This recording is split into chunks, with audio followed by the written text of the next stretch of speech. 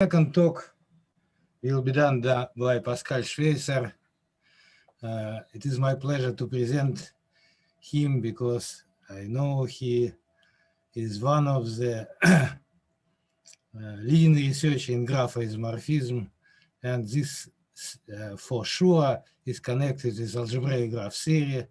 Pascal, welcome. Thank you very much.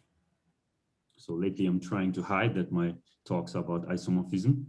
So for a long time I don't talk about it, and then only in the very end I mentioned that this was actually about graph isomorphism. I will do that today again.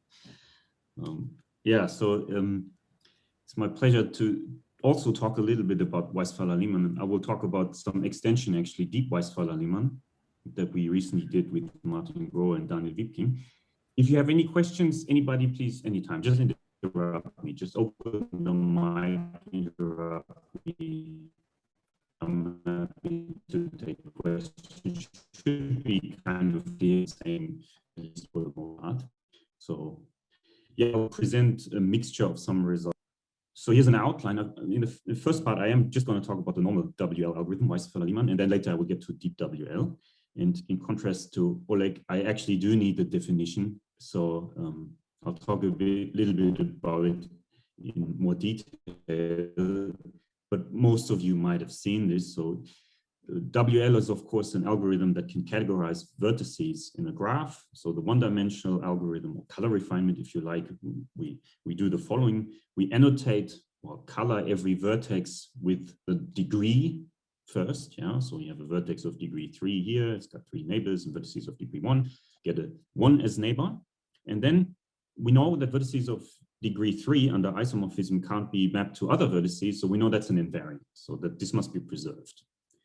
And now we can iterate this process. So we can, for example, look at this vertex. This vertex has degree 3 and has 3 neighbors, one of degree 1, one of degree 1, and one of degree 2. So this string here, where I ordered the degrees of the other vertices, that string must be preserved under isomorphism. This vertex of degree 3 cannot, this vertex of degree 3 cannot map to this guy here, because it has a different neighbor multiset. The degrees of the neighbors are different. Okay. And then we can repeat this process. So we can use these labels that we create to create new labels. For example, in this graph down here, it has the color 3, 2, 2, 2. And now the colors or labels of its neighbors are 2, 2, 3, 2, 3, 3, and 2, 3, 3. Is this guy, and this guy here. So this string here is a new string that must be preserved under isomorphism. And we can find another vertex that has precisely the same string, so they could still be mapped. We don't know that, but other vertices will be distinguished more and more and more. And because these labels get way too long, what we actually should do is we should rehash or recolor the strings to something else. So here I'm using numbers I haven't used before. 4 is the least number I haven't used, and I use the smallest string to something else. 4, 5, 7. So this 7 here is this string, and then I actually use these numbers. And I can play the game with these numbers, then the strings actually get shorter. And we see again that this vertex here, 9, 5, 6, 6, is the same as this vertex here, 9, 5, 6, 6. That's what I had before. And then I rehash these colors again and so forth. Okay, so this process, because I'm using the color of the previous round each time, it actually just makes the partition finer and finer and finer, which means it at some point must stop. It doesn't get finer anymore. I call that the stable coloring, and that stable coloring can be then used to distinguish graphs depending on whether the numbers appear with the same multiplicity or not. So here I can do another round, and then I see that now this vertex is actually different than this vertex, because this vertex up here actually has a neighbor of degree 2, which has a neighbor of degree 2, and this guy didn't have that, so they're different. So these graphs are non-isomorphic. Okay, so that's one-dimensional Weisfeiler-Leman algorithm or color refinement. I will usually use colors instead of numbers. So here's the same one of these graphs. I start with it, and then I just recolor the vertices so they're different by degree, and recolor the vertices so different by their neighbors, and so forth. I get to a stable coloring, and just repeats like this. And I will use that stable coloring.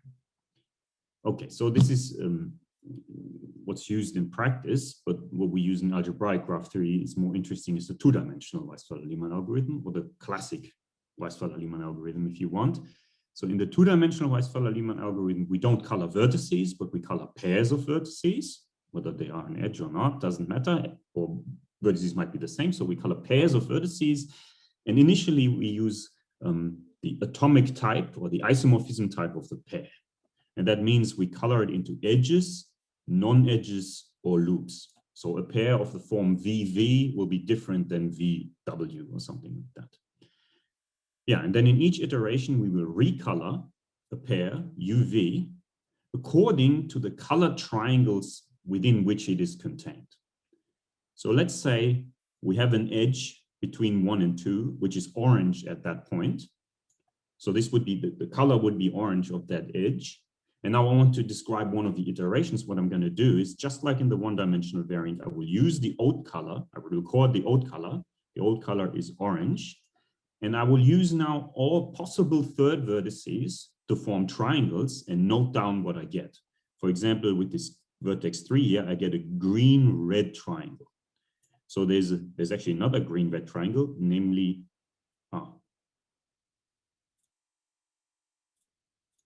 so there's another green-red triangle, namely,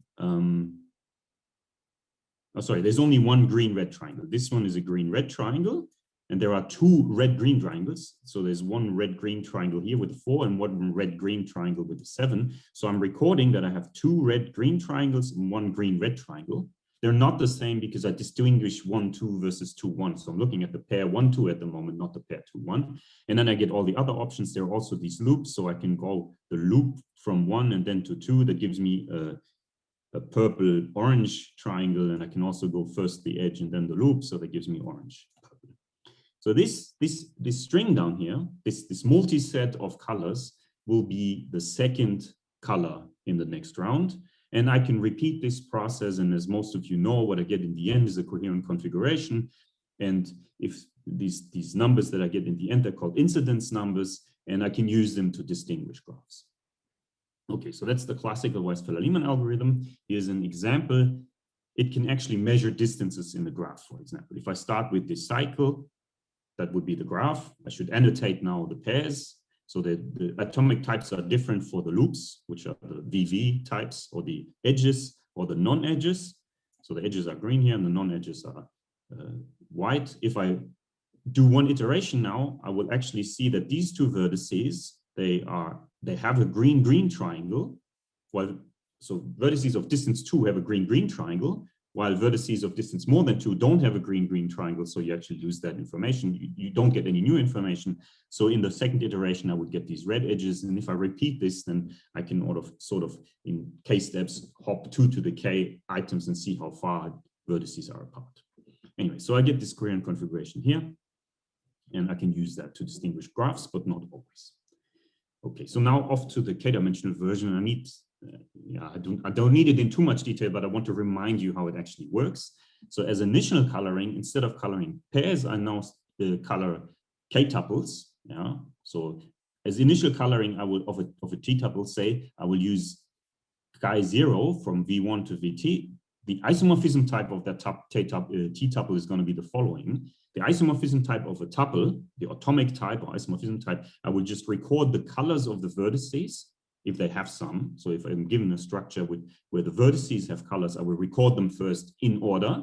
And then I will record all the colors between the edges, or sorry, whether they're edges or loops. So I will record delta V1, V1, which checks whether V1, V1 is a loop, then delta V1, V2, and so forth up to VT, VT. So these are all the possible pairs, where delta VI, Vj is -1 if they're equal. So that would be the loop color, the initial one. 0 if Vi is not equal to Vj and they're not adjacent, and 1 otherwise. So 1 encodes adjacent and 0 means non-adjacent. And this here really looks at the isomorphism type of the graph induced by the t-tuple. Okay, now the k-dimensional Weisfeiler-Leman algorithm for k-tuples, it colors k-tuples, it uses this initial coloring that I described up here, and then chi +1 is going to be the old color, just like it always was before, plus some multiset, just like in the 1- and 2-dimensional variant. And that multiset M is going to be replace every vertex, every possible vertex by each vertex from the graph in the tuple. Replace each vertex in the tuple by a possible vertex from the graph and see what you get.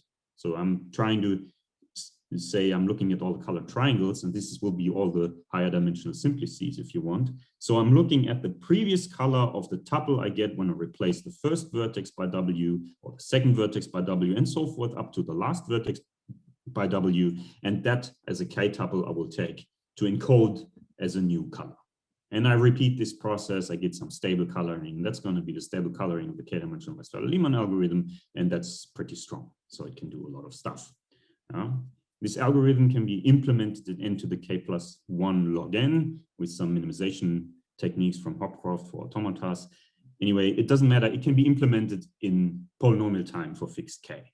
And actually, color refinement this makes it almost quasi-linear, and this makes it very fast in practice. Okay. As I said, questions anytime. But probably most of you have seen this. This is a more recent thing, but most of you have seen this by now because Ilya is helping me to spread the word on this. So we have a new word for something that has actually existed before, namely the Weisfeiler-Leman dimension.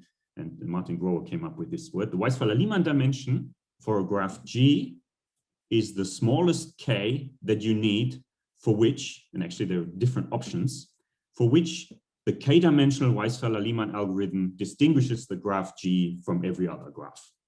It's a bit difficult to attribute. You can find some papers where this is discussed. Anyway, the dimension is so the dimension of the graph is what Weisfeiler-Leman dimension do you need to distinguish this graph from everything else. But there are actually equivalent ways of defining this. So in this seminal paper of Weisfeiler-Leman, they showed that this fixed point logic with counting that Oleg also talked about actually also captures the same phenomenon. So in this fixed point logic with counting, if you use at most K+1 variables, and you can actually define this graph, then the Weisfeiler-Leman dimension is at most K. Then there's also this bijective pebble game, which also appears in this Weisfeiler-Leman paper. The game was defined by Heller. And it also captures this Weisfeiler-Leman dimension. Spoiler actually wins this game, which I'm not going to talk about. The spoiler wins this bijective pebble game with K+1 pebbles exactly if the Weisfeiler-Leman dimension is K. And then there's this paper that Oleg and Ilya talked about in the previous talk by Atserias and Maneva, which reformulates this Weisfeiler-Leman dimension in a linear programming hierarchy. So in the Shirali-Adams hierarchy, you can express what Weisfeiler-Leman is. And it's a little bit complicated. If you look at the details, the K is kind of ±1 and in between, and actually Grohe and Otto work this out quite precisely. Anyway, the hierarchy in this Shirali-Adams relaxation for a particular system, linear equation system for graph isomorphism, actually captures this Weisfeiler-Leman dimension. And then there are some results that do this in terms of homomorphism counts. So a graph has Weisfeiler-Leman dimension K if it's determined by the homomorphism counts to the graph by graphs of tree width at most K. So it's kind of a recurring phenomenon. Anyway, we know that the Weisfeiler-Leman dimension can be unbounded. So this seminal paper of Weisfeiler-Leman, as I said, they actually show that there are graphs of arbitrarily large Weisfeiler-Leman dimension. So the graphs they have are the CFI graphs, we call them by their name now. So they have this gadget construction, this gadget construction, you start with a 3 regular connected graph, and then you replace every vertex by the CFI gadget, and they have this particular property. There are also multipedes, just to mention them. They kind of go back to Gurevich and Shelach. They have the additional property that they're asymmetric, so they don't admit any automorphisms. Anyway, both of these kinds of graphs have unbounded Weisfeiler-Leman dimension. They can actually be linear in the number of vertices. Okay, so as I said, there are many views on this Weisfeiler-Leman thing.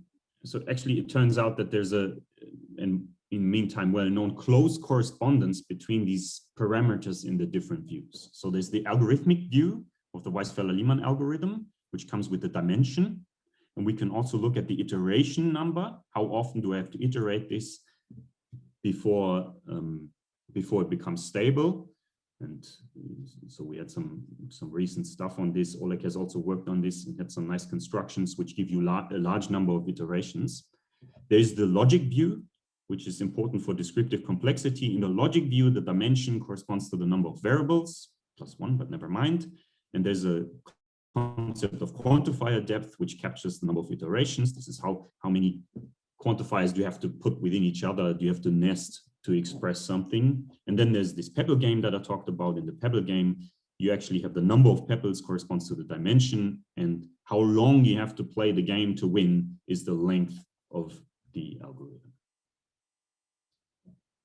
Okay, so there's this correspondence. And now Ilya said it's not so clear what does it have to do with algebraic graph theory. So here's a slide that really says this is algebraic graph theory. So here's a nice way of expressing isoregularity. So for me, it's a definition. For some of you, it's a small corollary or fact. So a graph, I call it K-tuple regular if its initial KWL coloring is stable. So if the first coloring that I have with the atomic types, with the isomorphism types, if that is already stable, even performing one iteration doesn't give you anything new, then that's called stable. For example, a graph is one tuple regular if it's regular. Every vertex has the same degree. And the graph is two tuple regular. What does it mean? Okay, two tuple regular means that the initial coloring is regular, which means every edge is in the same number of triangles and every non-edge is in the same, but maybe different number of triangles. You guys call this strongly regular. Yeah? So two tuple regular is just strongly regular, and you can go to higher regularity. And I know many people like to call this isoregular. And there's a nice theorem of Peter Cameron and independently Golfand. Peter, if you're still here, correct me if I'm quoting things wrong. Anyway, it says that when K is large enough, these things don't exist except for a couple of graphs. Okay, so actually every finite 5-tuple regular graph is exactly one of the following graphs. It's either a disjoint union of cliques of the same size.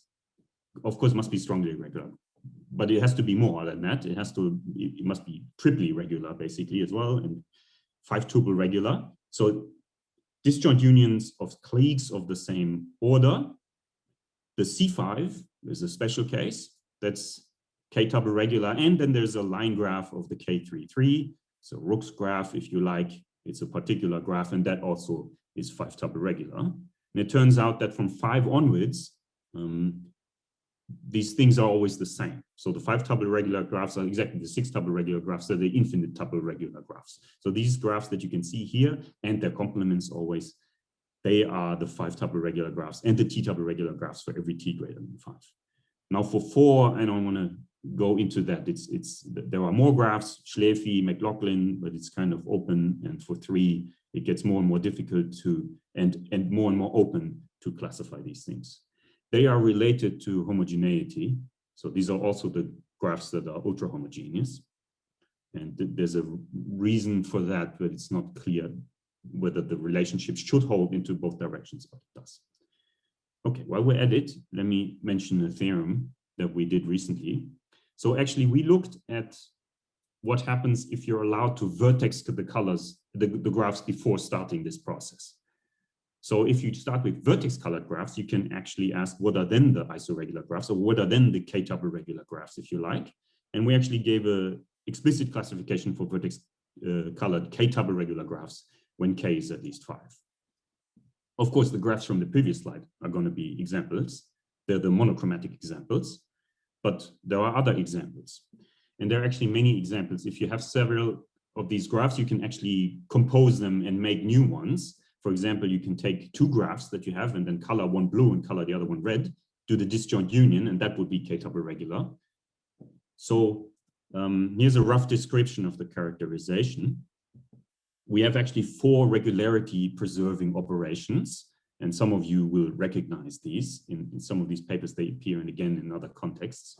So these regularity preserving operations are the following. You can do color complementation, which means you can take all edges between 2 colors and turn them into non-edges and vice versa. So I'm inverting the colors between blue and red, for example, or I can also invert the colors within blue. I can do the color disjoint union if I have 2 highly regular graphs. I can do the disjoint union, but the vertices should have different colors in the two graphs, in the two parts, then the new thing will be highly regular. Then there's a blow-up construction, which I mentioned again in a second, which means you take in an independent set, you take every vertex and replace it by a clique, and then connect it like the original vertex was connected. That's blow-up. And you can actually then get a highly regular graph again. And then there's something called a matching extension. So in the matching extension, you take a color class that's an independent set, and you make a copy. You make an exact copy, you color it differently. So you start with red, for example, which is independent. You make a copy that's blue, and then you make a matching between the vertices and their copy. And the new vertices will be connected to the rest of the graph like everything was before. So these are kind of obvious, and actually these operations, they preserve regularity in both directions. So you can reduce graphs until they don't have any of these options anymore. And then the characterization is as follows. There's actually a unique, up to complementation, 5-tuple regular reduced graph. So it's a unique 5-tuple regular vertex colored graph, which is irreducible with respect to these operations and not already monochromatic existing on the previous slide. Okay, so the monochromatic ones, they're always going to be pieces, but there's a bichromatic graph actually, and it's this graph here. It's the Wagner graph or the Möbius letter, or however you want to call this graph. Most of you would have seen it, and the vertices are colored in a bipartite fashion. Yeah, so there's actually in each color class, there's two K2s, yeah, and then it's a bipartite graph that forms an 8 cycle. And actually, I mean, we have results that go beyond 5 that are for 4, but they're not fully complete. And we have also explanations where this graph suddenly appears from. So it comes actually from a Hadamard matrix. You can start with a Hadamard matrix. You see the small Sylvester matrix here, and then you have these pairs of K2. So this is actually the same graph, and then you implant a Hadamard matrix here. And in that Hadamard matrix, a 1 means you connect them parallel, and a -1 means you actually invert the two edges. And you can do that with all Hadamard matrices. If you use a Sylvester matrix or the Hadamard matrix of order 12, you actually get a 4-tuple regular graph. So there's some, or is it 3? Anyway, we'll have to look in the paper. But anyway, you can do that with more Hadamard matrices, but only if it's this small one, then it's good enough for all K. Actually, this graph is also K-tuple regular for every K. Okay, so that's it about WL, and I'm not going to talk about that result. Now I want to talk about deep WL, but as I said, questions anytime. Okay. I first want to motivate what the problem is with WL. I'll give you 2 examples why Weisfeiler-Leman is not so good. So I told you that there are these CFI graphs which have unbounded Weisfeiler-Leman dimension. So they're a problem, but look at this graph. It's a disjoint union of a gigantic clique. It's a huge clique and a tiny CFI graph, but not constant, a bit more than constant. Let's say the order of this CFI graph is like log n or something, and the order of this clique is n. If we want to use the Weisfeiler-Leman algorithm, we will have to use dimension roughly log n to resolve this CFI graph. But we will be executing the Weisfeiler-Leman algorithm of on this huge clique. Yeah, we will be computing clique vertices with each other and looking at tuples of cliques, and they're all connected, but we already know this. There's really no point in doing any non-trivial work on this clique. So this is kind of a shortcoming of the algorithm, that sometimes graphs are locally difficult, but not globally difficult, and you should focus your attention towards the locally difficult graph part. Okay, so the idea is we should run KWL for high K only on a small part of the graph, and for easy parts of the graph, they shouldn't be touched. Okay, that's example 1 we want to keep in mind. Here's example 2. Let's say you have a globally difficult graph, like you start with a CFI graph. So consider a CFI graph, and now you take every vertex and you blow it up by a clique with that construction I told you about before. So this vertex gets blown up to a clique. Actually, the other vertices should get blown up to a clique as well. Now I have a global CFI graph, but each vertex has its numerous twins, but these twins really don't do anything, right? So they don't help for the structure of the graph. And we can actually see that they don't help because they're twins. But when we run the Weisfeiler-Leman algorithm, they will be included in all the triples and tuples and K-tuples, and it will be a huge mess, and the algorithm will take very long. Okay, so the idea would be now to treat these k-cliques as one object. So we think of the k-clique as one object. We know it's like a twin equivalence class, and then we just handle it as one object. Okay, so now I want to explain how deep WL works. But first, I want to use a different view on the k-dimensional Weisfeiler-Leman algorithm. So I told you you color k-tuples, but there's a different way of doing it. So in this alternative view, what you actually do is you extend the structure by introducing new points that represent the k-tuples. So instead of executing the algorithm on k-tuples, you insert new vertices that represent k-tuples and then run a lower dimensional Weisfeiler-Leman algorithm on these k-tuples. Okay, here's an example. Let's say we start with this graph. We want to run some k-dimensional, let's say 3-dimensional Weisfeiler-Leman algorithm. What I'm going to do is I'm going to introduce a new vertex for example, for the tuple v5, v1, v2. And I'm going to connect this vertex to the vertices contained in the tuple. And I'm going to annotate the edges to indicate at which position in the tuple the vertex is. So v5 is the first vertex in the tuple here. So on that edge, it's going to be a 1. We're going to work with edge colors anyway, so I might as well annotate the edges with colors. The color here is 1, and because v1 is the second, I'll use a 2, and here I'll use a 3. Okay, let's say I would also color this vertex with the isomorphism type of the graph it's pointing at. So the isomorphism type of the tuple v5, v1, v2 will be also encoded into this vertex. Okay, here's another example. Let's say I have a tuple v3, v5, v3 that actually has two vertices, a vertex that appears twice, namely at first and third position. So there will be a double edge going from this vertex to v3, annotated with 1 and 3 respectively. And it will also be annotated with this atomic type. So it's going to look different because here there's a repeated vertex. So this atomic type here from this other vertex knows that there's an edge between v1 and v2, for example.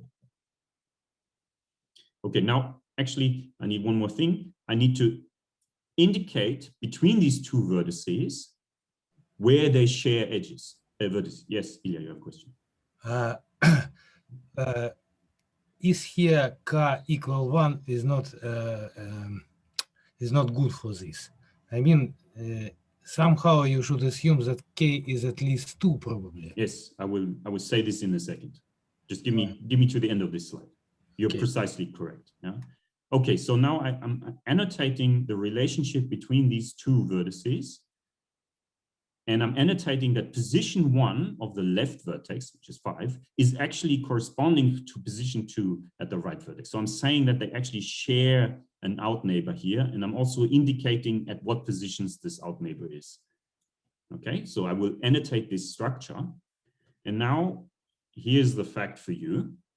If you run k-1 dimensional Weisfeiler-Leman algorithm, it's actually, you might as well do 1-dimensional Weisfeiler-Leman algorithm on this k-tuple extended structure that I talked about.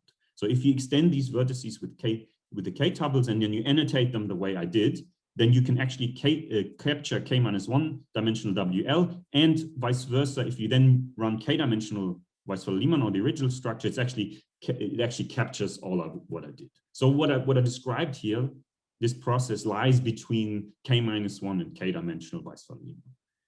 Okay, people have known this. I think this stuff goes back to Martin Otto, but I'm not fully sure whether this was known or done before. Okay, now back to the question what Ilya says, why all this annotation? This is stupid. Yeah?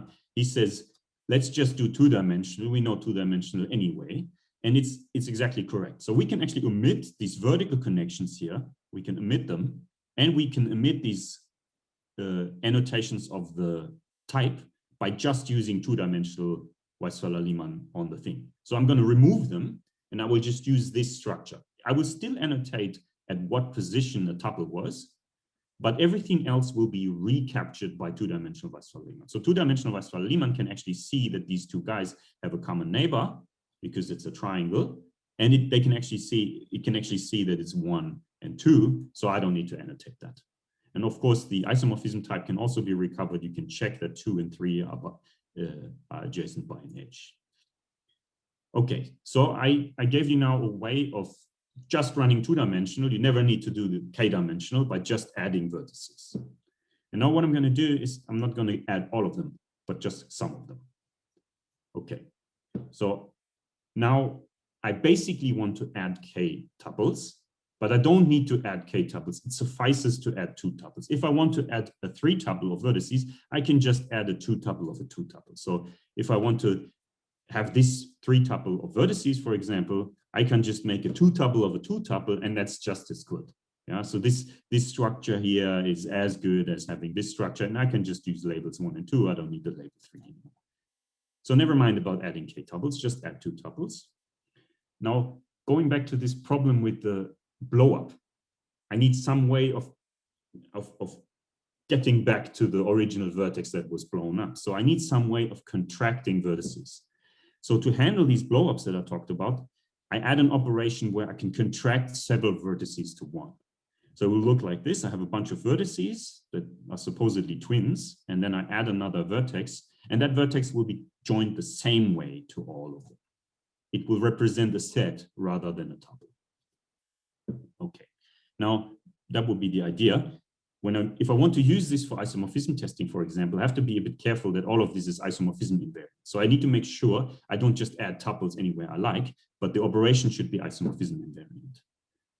Okay, so for this, it means if I add a 2 tuple somewhere, I will do it for the entire color class. So if I say I want to add a 2 tuple, the 2 tuple V1, V2, I look at the edge color between V1 and V2, let's say it's red, then every red edge will get a 2 tuple.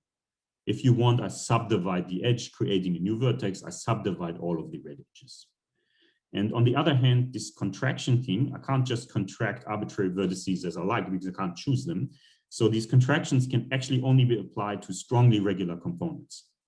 So if you have a coherent configuration and you have a constituent graph, say, and look at the components of this constituent graph, then you can contract the component by adding a new vertex that's adjacent to every vertex in the connected component. If I do that, it will still be isomorphism invariant. The result will still be isomorphism invariant. Okay, so these are the 2 options. And now I want to describe this deep Weisfeiler-Leman algorithm style. And this should be the slide where I spend my time. Okay. Okay, so the setup is the following.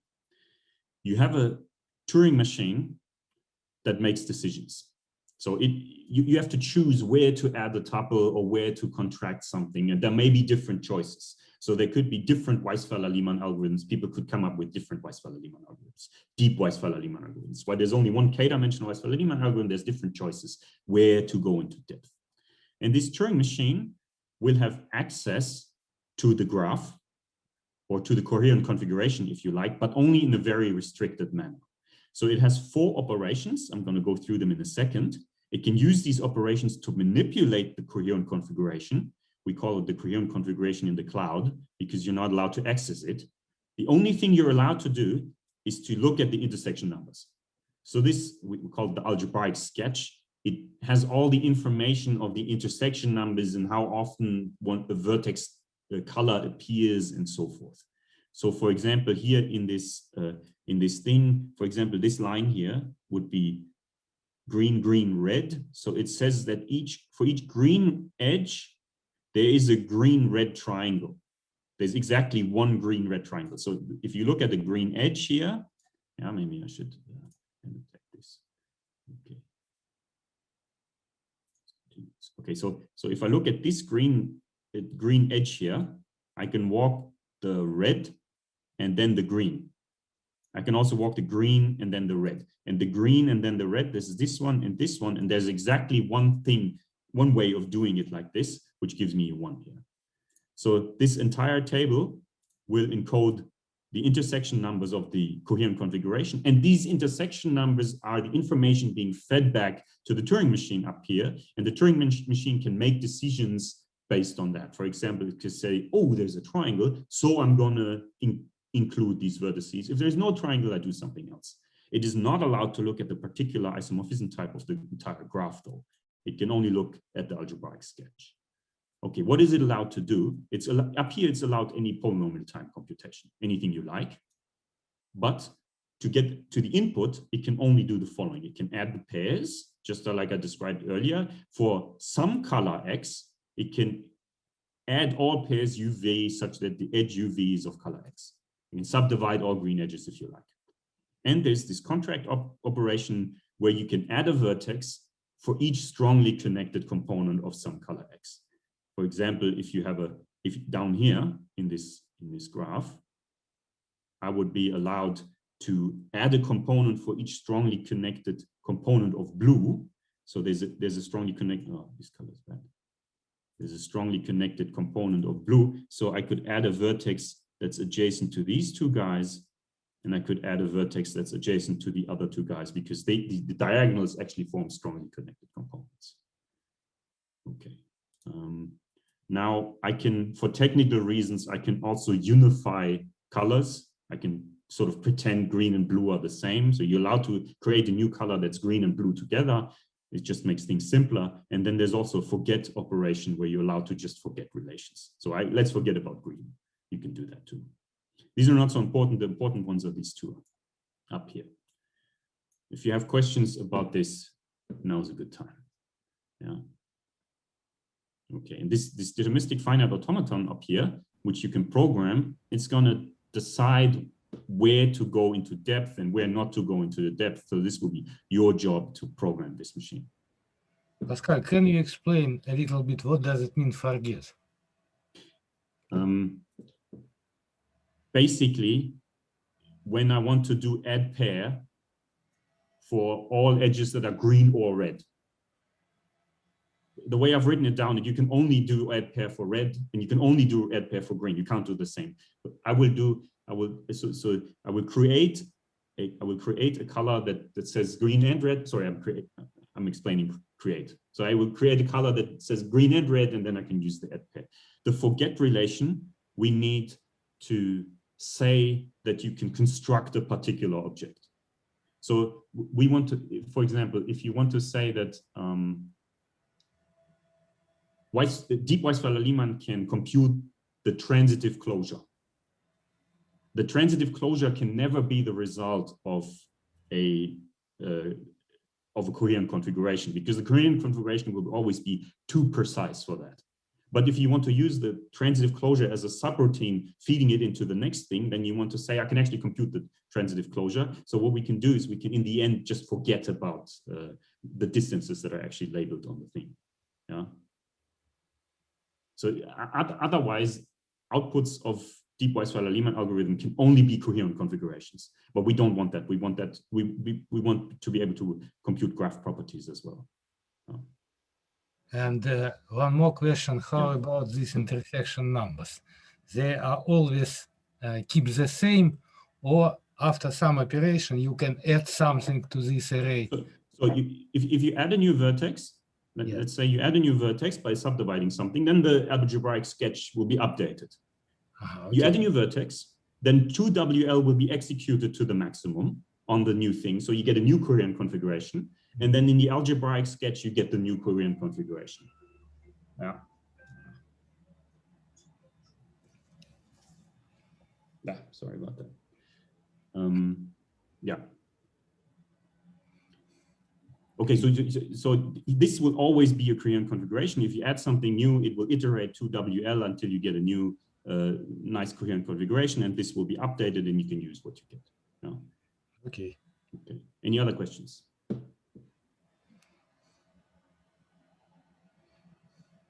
Okay, so last time Ilya asked at this point, why?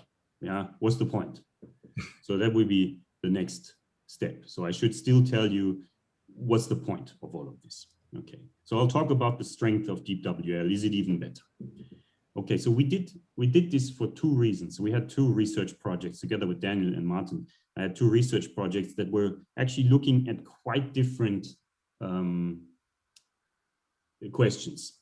And the first question was about canonization versus isomorphism. So this is a long ongoing problem in the graph isomorphism world. There's this canonization problem, which is stronger than the isomorphism problem, but we don't have a reduction the other way around. And we were looking at generic means to turn isomorphism algorithms into canonization algorithms.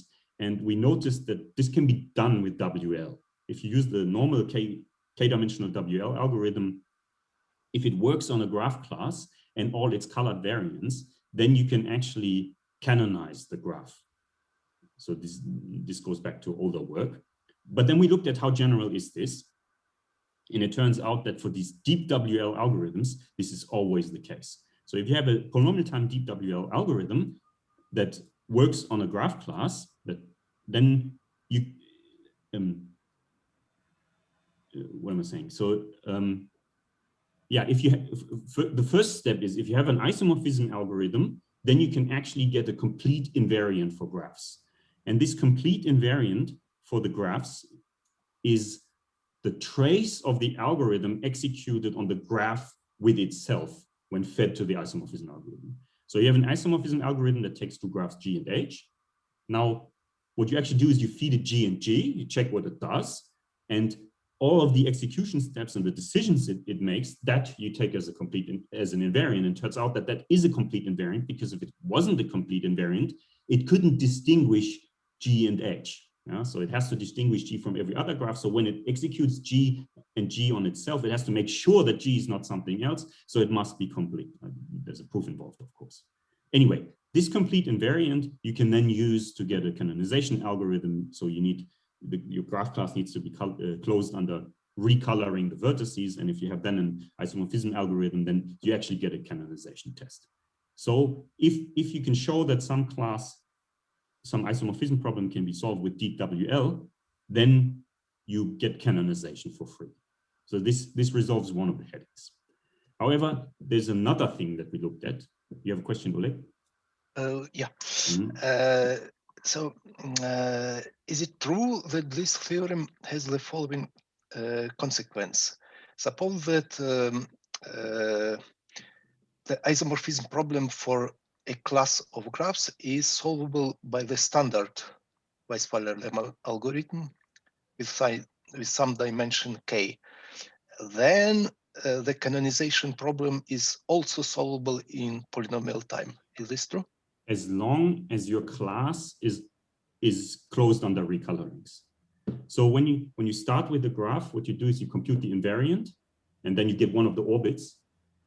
But then to get further, you need to individualize one of the vertices. So you then need to be allowed to apply your algorithm again. So that means with individualized vertices, your algorithm needs to still work, and then you can work yourself down to a canonization. Yeah. But can you give some particular examples of simple classes of graphs where this technology works? Yeah, everything of bounded Weisfeiler-Leman dimension, right? So you can use planar graphs or something like that. Yeah.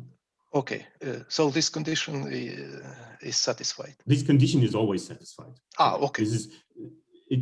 We don't know how to prove it without it, but every natural graph class has this property. Ah, okay, right? Thank you. So it just means you're allowed to give feed colored inputs to the algorithm. Yeah. Okay. So I don't know a graph class. I do know a graph class that doesn't have this property, but I only created specifically for this purpose. I don't know a natural graph class that doesn't have this property. Mm-hmm. Yeah. Okay, thank you. Yeah, so that's the first thing we did with deep WL. But the other thing is, okay, how powerful is it? Can you actually now solve more graphs than you can without it? Of course, the two examples that I showed with the small CFI graph and the big clique and the blowups, they will be solvable. But it turns out it's actually quite general. So a property of graphs is actually decidable by a deep WL algorithm, exactly if it can be expressible in choiceless polynomial time. Now, this choiceless polynomial time, that's a logic that people in descriptive complexity are looking at, and they're very much interested in this because it's open whether this is actually a problem, a logic that captures p time. So in the quest for logic capturing p time, choiceless polynomial time is at this moment the prime candidate.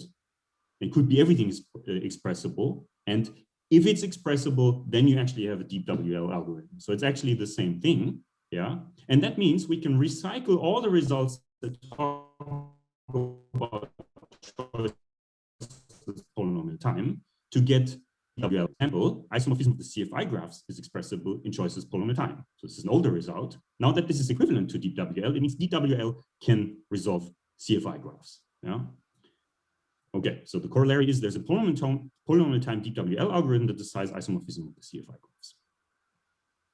Okay, at this point, I recently talked about this in Ilya's group, and Michael asked me the tough question, can I give some intuition to this? I will try in a second. Yeah, I will try in a second to describe how DeepWL managed to do that, but it will be fishy. But anyway, let me first mention further results that just hold.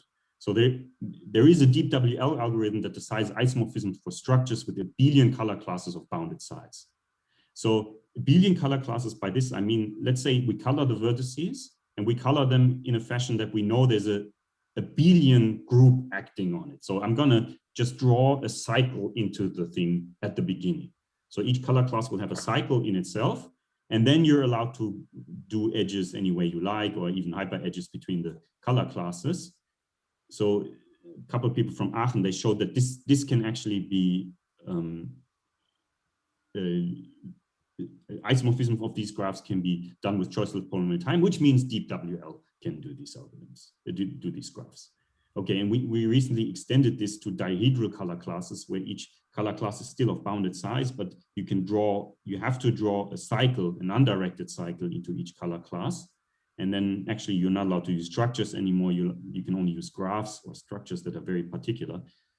But anyway, you can draw the red edges any way you like, and then we can still do, DeepWL can still do isomorphism for these in polynomial time.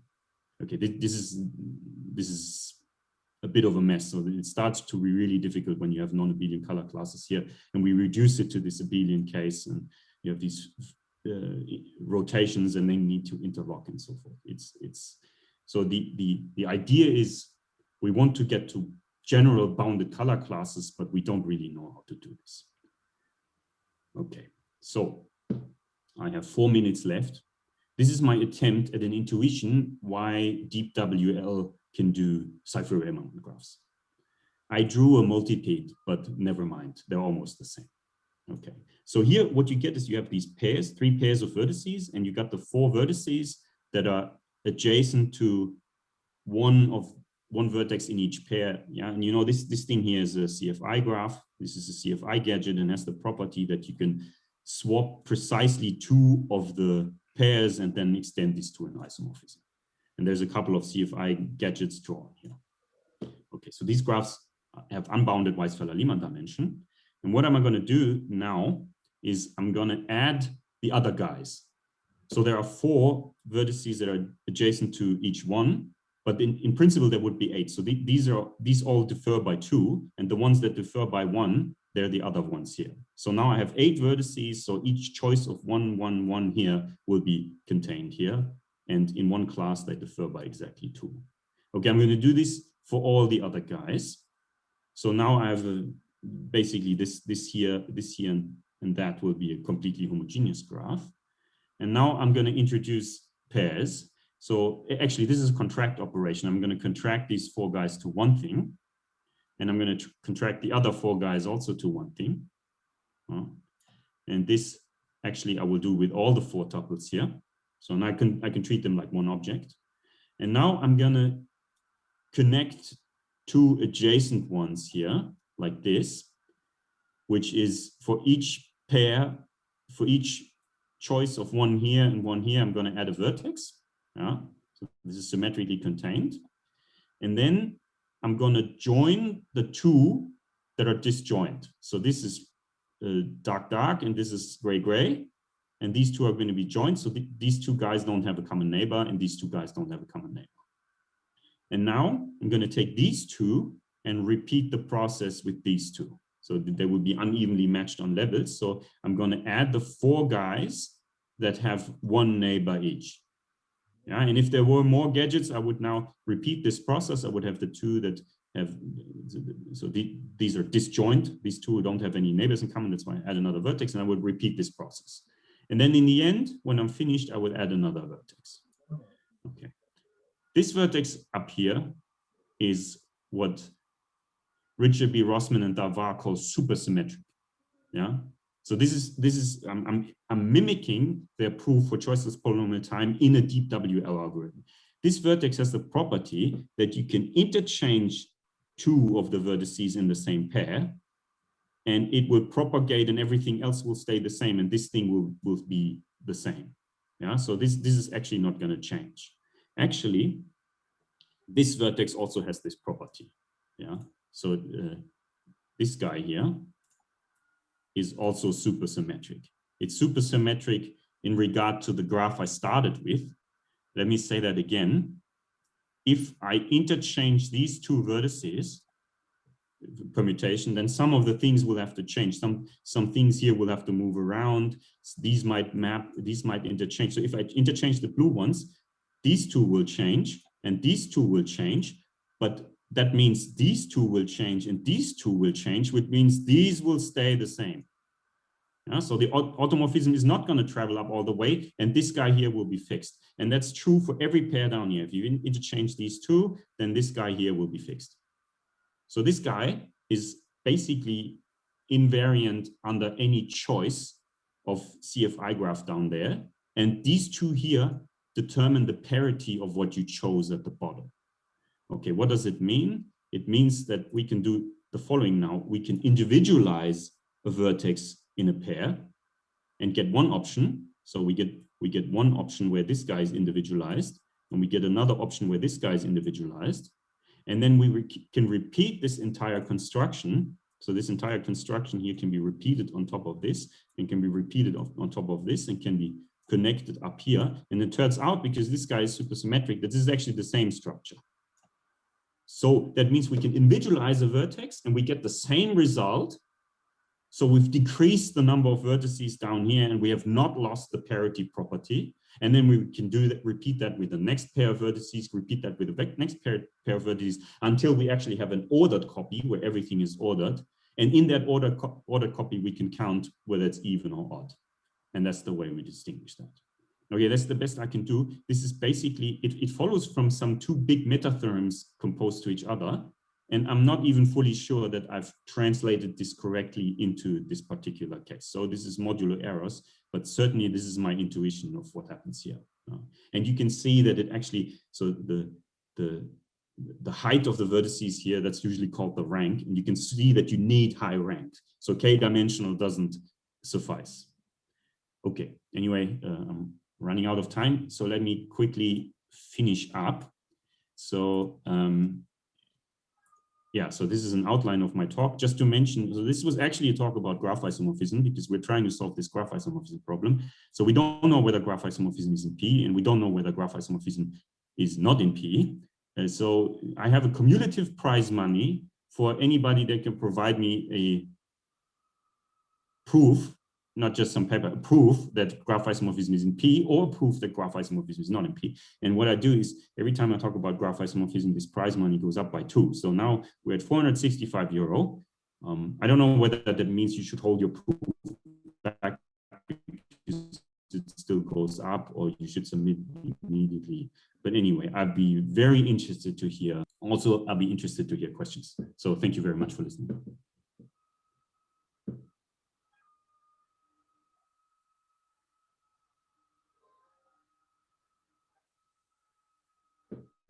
Thank you, Pascal. And how about the upper bound for this sum? Do you have some upper bound? No, it's no upper bound. Every time I give a talk, I'll just add 5. And how is it possible that graph isomorphism, I mean that it is polynomial or not, is an unsolvable problem? You're saying I should also give prize if somebody shows it's independent of the logical axioms. Sure, sure, I will add this. No, I don't know. Is it possible such kind of solution here? I don't think it would be known that it's not the case. So there's certainly no proof that shows that it can be proven. Yeah, it could be independent of the logical axioms, and certainly nobody has made statements about this. There's no paper that says it's this or this. Yeah, quite possible. Okay, are there comment, questions, or remarks? I have a question. So Cypher-Immermann graphs are easy, or not hard for deep Weisfeiler-Leman. And are there any other candidate to be hard for deep Weisfeiler-Leman? So these are easy. And so abelian color classes are easy and dihedral color classes are easy. Question is whether bounded color class is easy or not. So that's a big problem. I mean, the question is anything difficult for choiceless polynomial time? And I don't think there are even candidates at the moment of what examples one should use. Yeah, I know the opinions differ a little bit. I think the question whether choiceless polynomial time captures P or not is very much linked to graph isomorphism and whether graph isomorphism is in P or not, but I don't think there are any candidates for showing choiceless polynomial time is not complete for P time. Okay, thank you. Of course, these group theoretic algorithms that we have, we don't know how to do them, right? Lux's algorithm or Babai's algorithm for graph isomorphism, we have no idea how to handle generating sets in deep Weisfeiler-Leman or choiceless polynomial time. So, other questions or comments? Maybe a stupid question. Is something known on the classification of, for example, four tuple regular graphs? If we say two tuple regular graphs, they're exactly stronger regular graphs, yes? Yeah. Yeah, but maybe I think it's difficult. Yes, but maybe is something known on the classification of four tuple regular graphs or something like that. So we had this discussion last time with Alexander, and I actually made a mistake in our paper. I claimed that this is settled, but it's not settled. So we know graphs that are four tuple regular. Yeah. So but we like the Smith graph and the McLaughlin graph. And I think people believe these are the only ones. There are parameter sets of pseudo-geometric graphs, and of these more and more are excluded, but we don't have any infinite families yet. So, and I think other people in the room have a stronger opinion on this, what should be the right answer there, and people have worked on this. But I think people believe these are the only ones, but we don't have a proof for that. Yeah. This is for the monochromatic case. For the multicolored case, it's basically if you settle the monochromatic case, then I can tell you what I can probably tell you what the multicolored ones are. Yeah. Thank you. And maybe one more stupid question. What does abelian, for example, abelian or dihedral color class means? I mean, it's maybe it's unusual for me, at least for me, terminology. So basically, what we want is we have a lot of vertices that are indistinguishable at the beginning. We can say, okay, if we have color classes, it means they can only be permuted in the color class. And now we say, okay, let's say if we already have some small structure on the color class, which gives us some indication of what the graph looks like. For example, if you have a tournament, you would know that it's an odd group. Yeah, this is another very interesting case. But what we're saying, we know more and more and more, and if we know more and more and more, then we can do something. For example, if the color classes are size 2, they are abelian, which means the CFI graphs are in this case. They're in this case. Yeah. Yeah, thank you. Thank you so much. Okay, thank you, Pascal, once more. And we have only 1 minute to start a new talk. Thank you.